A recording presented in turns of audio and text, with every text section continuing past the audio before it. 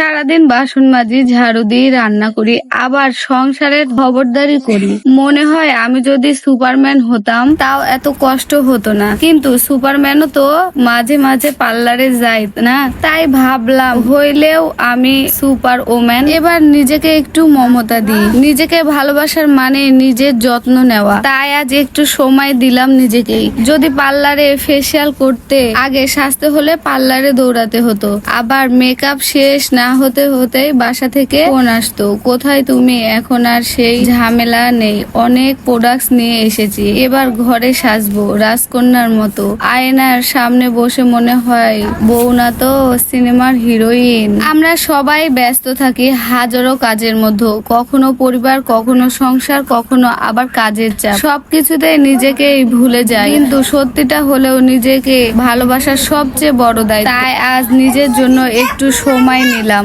যাচ্ছি পার্লারে ফেসিয়াল করতে, কারণ আমি জানি। তাই আজ নিজের জন্য একটু সময় নিলাম, যাচ্ছি পার্লারে ফেসিয়াল করতে, কারণ আমি জানি আমি যত ভালো থাকবো আমার চারপাশটাও তত সুন্দর হবে।